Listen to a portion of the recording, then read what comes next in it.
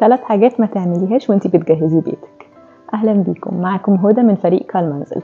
النهاردة انا وسارة وريم هنقولك على 3 حاجات تخلي بالك منها وانتي بتجهزي بيتك.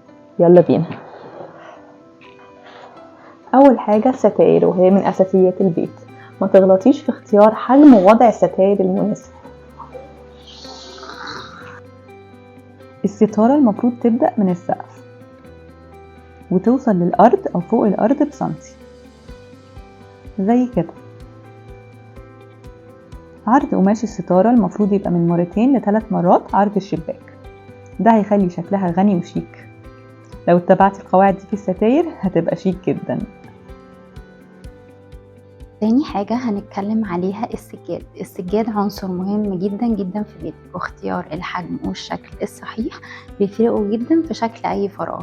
السجاد ممكن يخلي الفراغ يا إما شكله واسع وشيك يا إما شكله ضيق وصغير.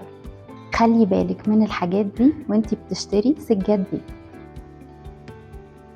هنا ده الحجم المثالي للسجادة في السفرة، المفروض تحتوي الترابيزة وجميع الكراسي، وتأكدي كمان ان في مسافة كافية ورا الكراسي بحيث لما الكراسي تتفتح السجادة تحتويها زي كده. لما الكرسي بيتفتح على الآخر بيبقى لسه فوق السجادة. بالنسبة للريسبشن هنا السجادة وضعها مش مظبوط، يلا نظبطها مع بعض. السجادة المفروض تحتوي الفرش أو على الأقل الرجلين اللي قدام، ونفس الكلام بالنسبة للكراسي. كده وضعهم بقى صحيح. يلا نبص من قريب على الوضع المظبوط.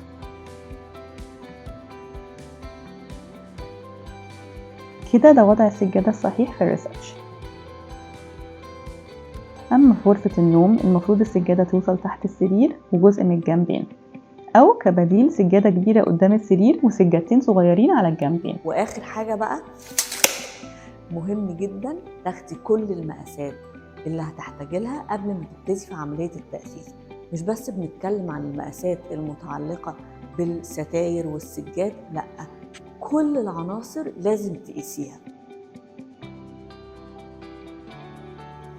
قيسي المكان اللي هيتأسس قبل ما تشتري له أي قطعة. قيسي كمان الأساس قبل ما تجيبيه عشان تتأكدي إنه مناسب. ومهم كمان تقيسي قبل ما تعلقي أي لوحات عشان تتأكدي إنها مناسبة للمكان.